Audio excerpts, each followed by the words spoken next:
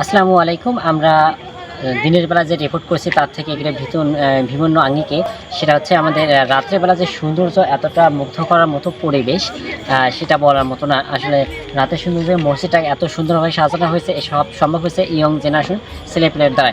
অনেক ছেলেপেলে কঠোর পরিশ্রমের মাধ্যমে এই সৌন্দর্যগুলো করেছে। আসলে ভিতরে এই সৌন্দর্য বাহিরগুলো দেখতে পারলেই সম্পূর্ণ বলা যায় আসলে ভিতরে সৌন্দর্যগুলো বাহিরে এবং প্লাস আমাদের ঈদগাহ মাঠটা যেটা আছে ঈদগাহ মাঠটা পুরোটাই সুন্দরভাবে সাজানো হয়েছে। আসলে ঈদগাহ মাঠটা চারপাশ এত সৌন্দর্য কারুকার্য এবং বিভিন্ন আঙ্গিকে মাঠটা সাজানো হয়েছে। আসলে মাঠগুলো এতটা সুন্দর, রাস্তার চারপাশে খুবই সুন্দরভাবে সাজানো হয়েছে।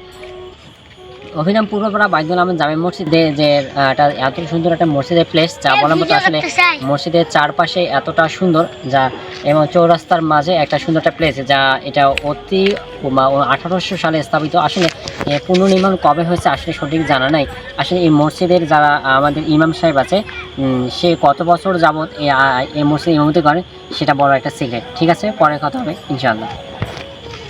রাত্রেবেলা যে ঈদগাহ মাঠটা আছে এখানে কতটা এত সুন্দরভাবে সাজানো আছে, অনেক দূর প্রায় 100 মিটার হবে এই রাস্তাটা সুন্দরভাবে মরিচ বাতি দিয়ে সুন্দরভাবে সাজানো এসেছে। সাজানোটা এত সুন্দরভাবে করা হয়েছে যা বলার মতো না।